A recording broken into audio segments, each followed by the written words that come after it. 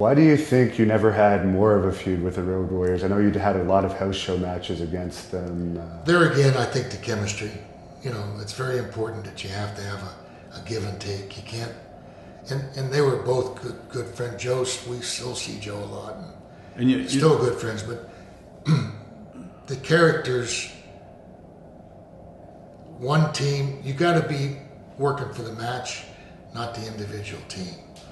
And you know what? I think if we would have never met with those guys in the ring at all for a year or 2 years, and they could have, you know, been either the baby faces or heels, and we were the baby faces or heels, and we went our own way, then I think if you could have established each other in the WWE, then I think the chemistry would have been there, because then either we would have been the heels or they would have been the heels. Yeah. And the way it was, we were both kind of heels, baby faces, and you know how hard it is to work like that. If you have one team that's over as a heel and one as a baby face, it's easy. And I think if we would have did that, it would have been the hottest angle ever then.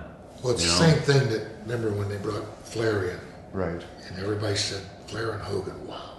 Greatest of all time. Well, it just didn't go wow. Shouldn't have put them together. Should have kept them apart. And like Barry said, if it would have been over a period of time where the people are clamoring for it, they'd accept it.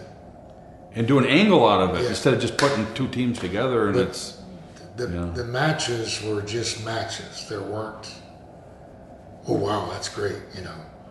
Yeah, and Joe and Mike, they were pros. They were good enough. We could have tore it down if it was just the right deal. And you had some 6-man tags with the Ultimate Warrior. What was he like to work with? That was another one of those things where you just have matches that kind of clash a little bit. It was tough. It's not those nights where you want to go in there and say, hey, I can't wait to wrestle the Ultimate Warrior and the Road Warriors, you know, like the Rockers. All right, we got the Rockers tonight. With those guys, it was like, ooh, we have to think about this one, you know. And especially, and they're all great guys. Especially Jim, he just wasn't polished enough. He did his thing. He did his thing. And you had to work around him. But it was limited. You know? Yeah. You couldn't have, I don't think we could have had a long feud with him because it just wasn't workable.